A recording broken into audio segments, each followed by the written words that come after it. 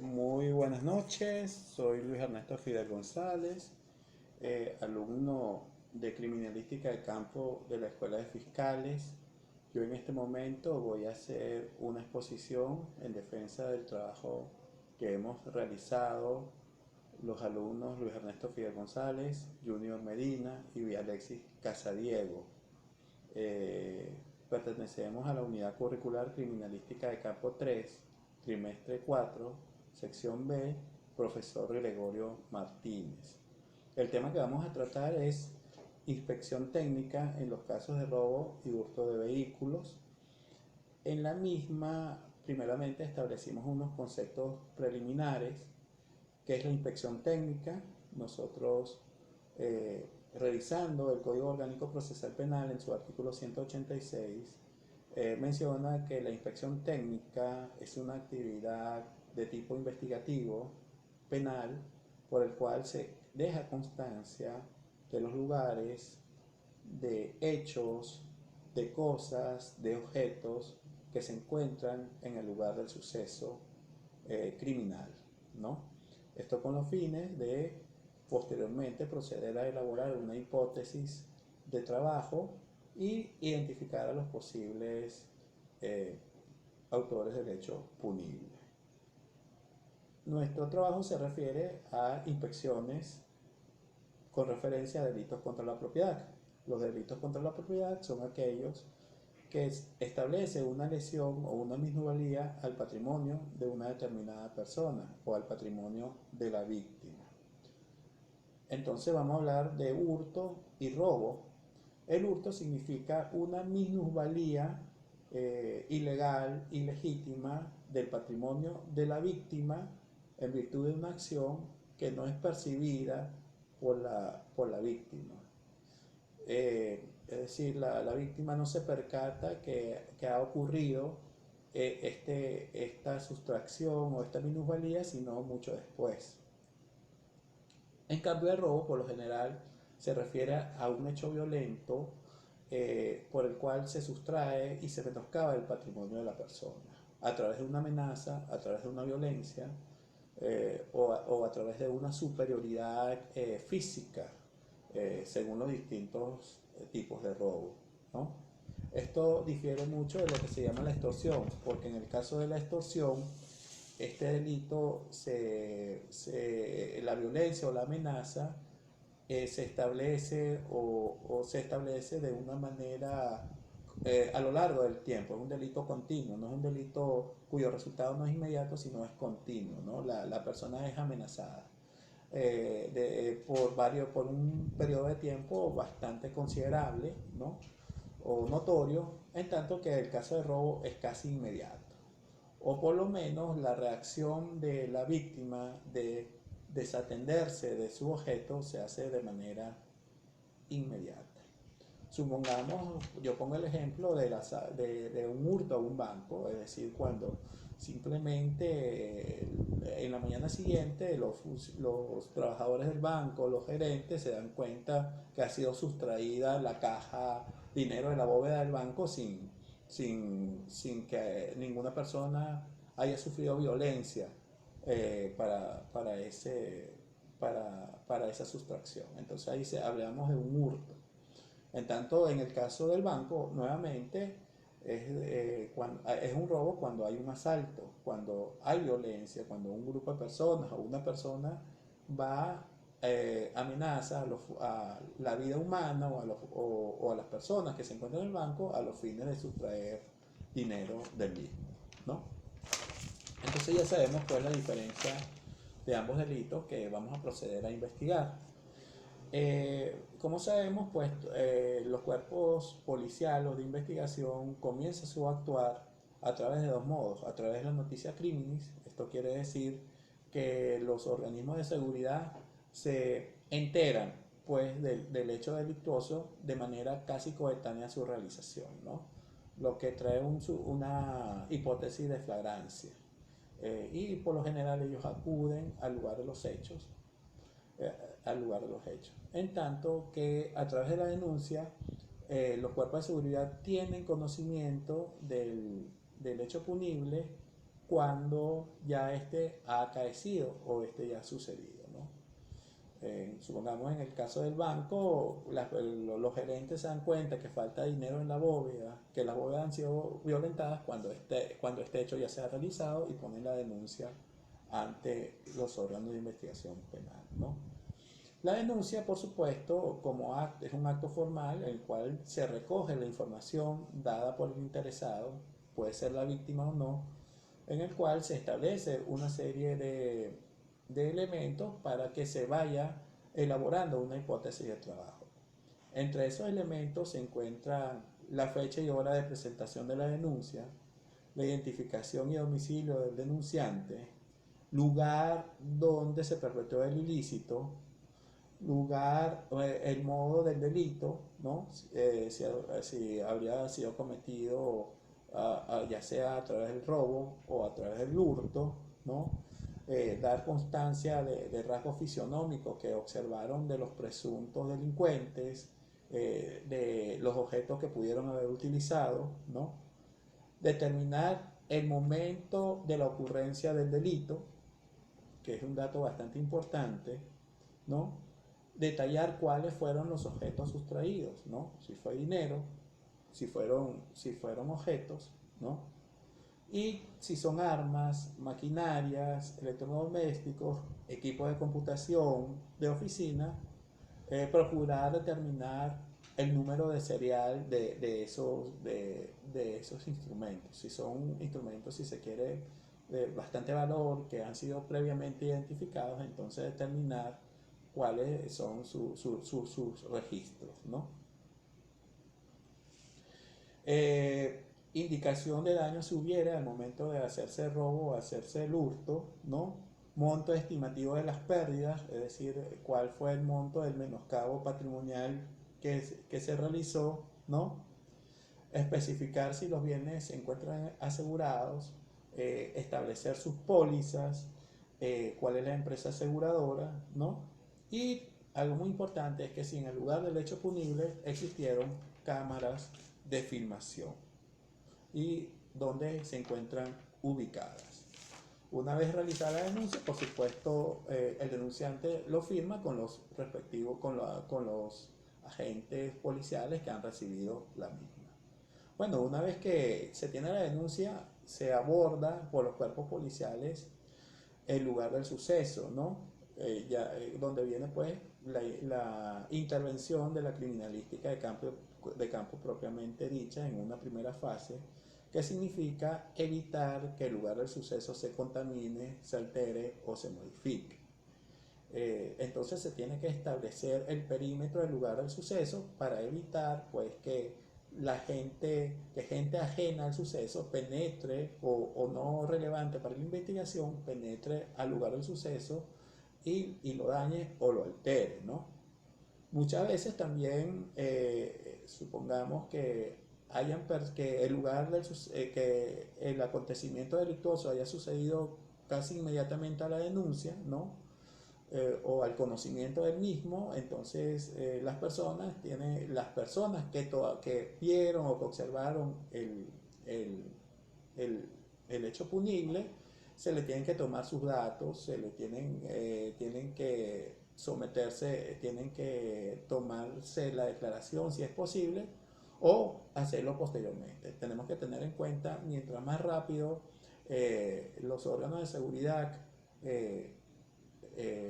hagan las entrevistas respectivas, entonces la memoria de las personas ayudará mucho al esclarecimiento del delito, ¿no? Porque a medida que el tiempo pasa, la gente va perdiendo pues memoria de los hechos, ¿no? En caso pues de que se detenga a los autores del delito en el lugar de los sucesos, bueno, en ese momento que es un delito flagrante, se tiene que poner a la orden de los cuerpos policiales y del Ministerio Público para proceder al proceso, como también todas las pruebas o todos los elementos que indiquen una culpabilidad ser inmediatamente abordados, ¿no? Bueno, entonces se está protegiendo el lugar del suceso, entonces se procede a realizar pues la inspección técnica propiamente dicha.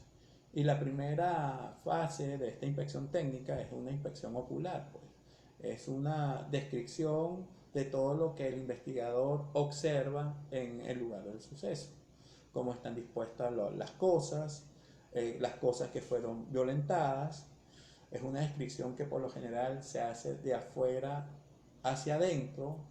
Muchas veces, para ser mucho más específica, se segmenta el lugar del suceso, ya sea de manera a través de cuadrículas o a través eh, o a través de espirales, teniendo en cuenta si este es un sitio cerrado, si este es un sitio abierto o este es un sitio mixto, ¿no?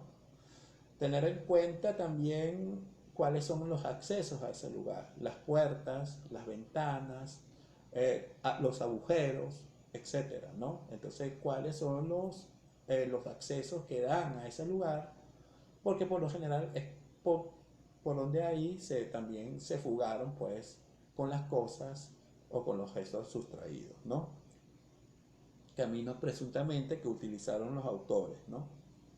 Posteriormente se protege la escena del crimen, se hace una apreciación general del contexto del espacio donde ocurrió el hecho punible, estableciéndose pues en dónde estaban ubicados en relación a un determinado punto los objetos que se encontraron, ¿no? Y a raíz pues de esa ubicación establecería una hipótesis más específica sobre lo que pudo haber sucedido, los movimientos que pudieron haberse establecido, ¿no? Durante la ejecución del robo o del hurto.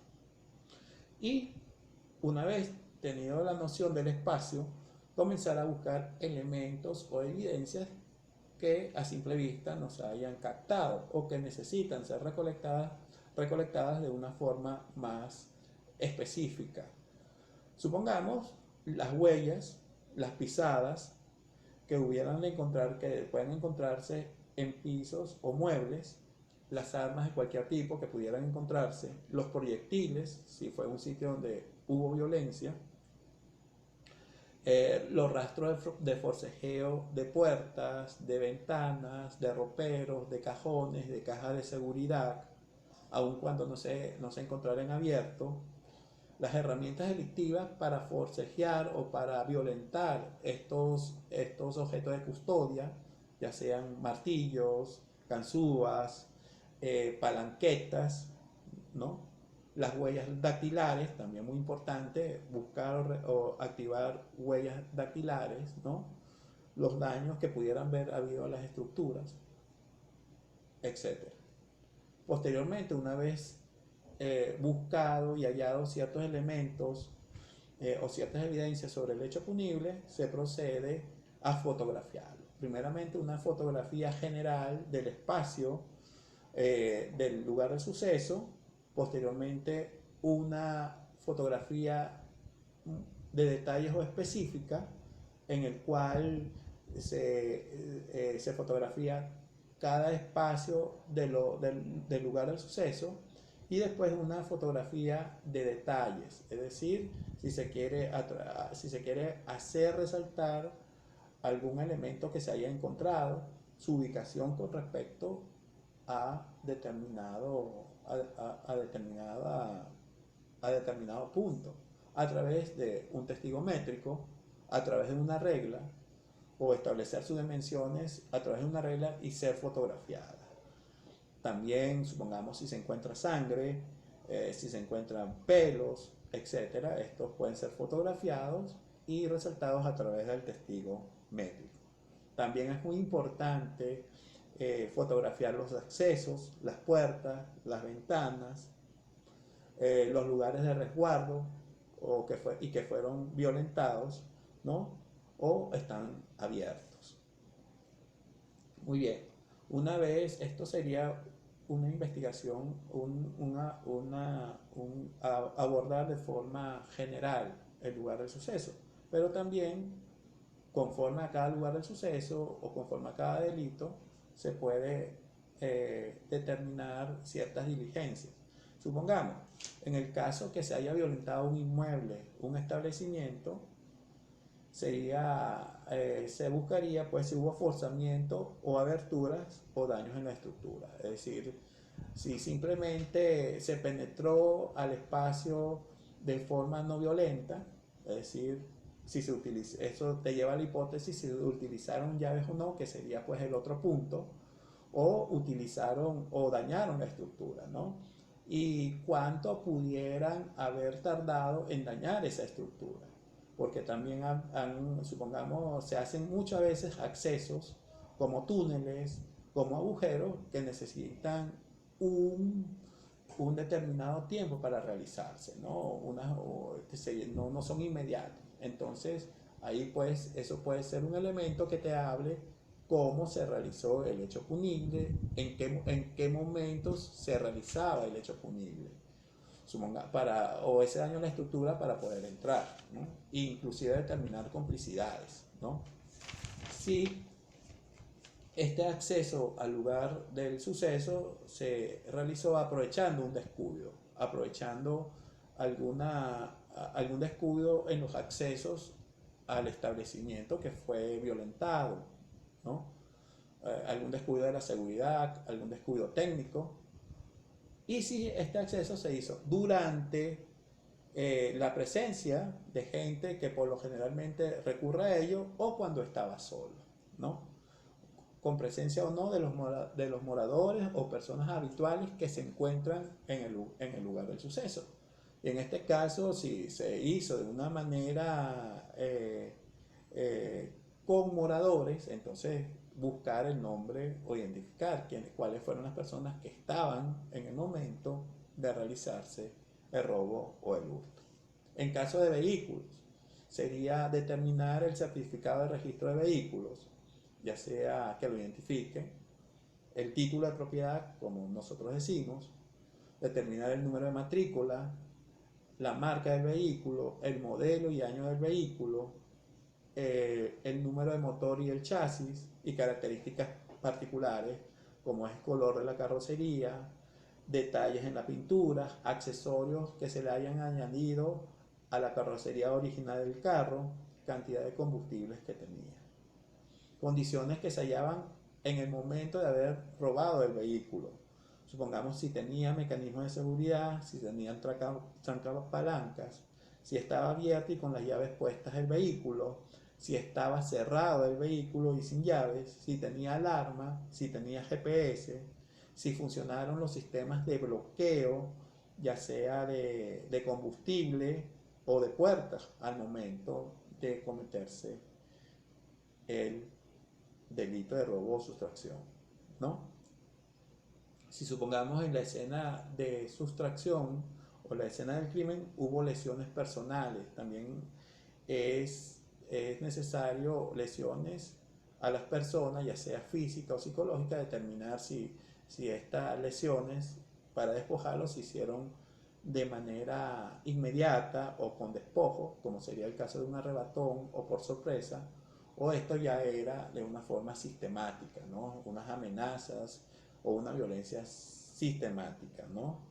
Si el robo o el hurto se realizó con destreza, aprovechando alguna circunstancia que ya tenía conocimiento previo la persona, o que otra persona podría haber tenido conocimiento previo de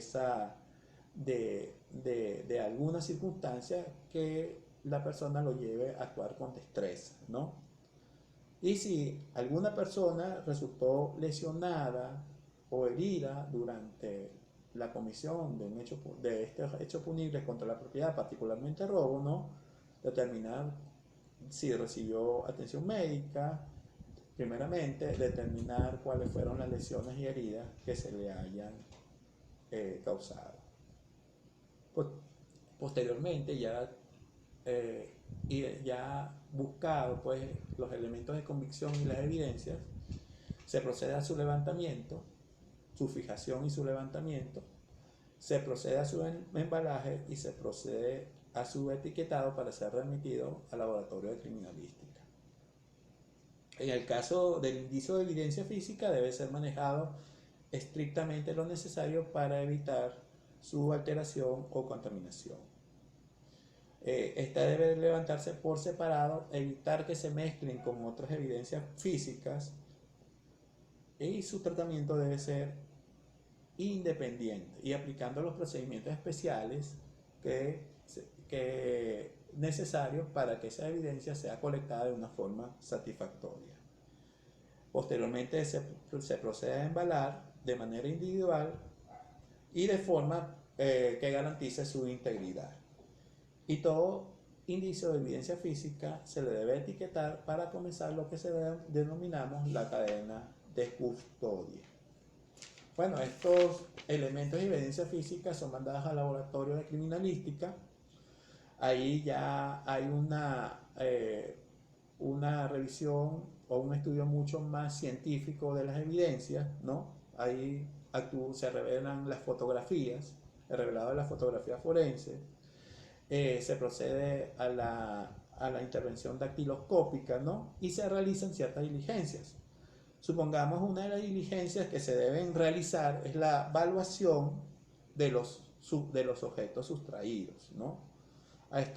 Para esto debemos considerar, ¿no?, el tipo de indicio, si fue un aparato electrodoméstico, si fue joyas, si fue obra de arte, si fue mercancía, si fueron muebles.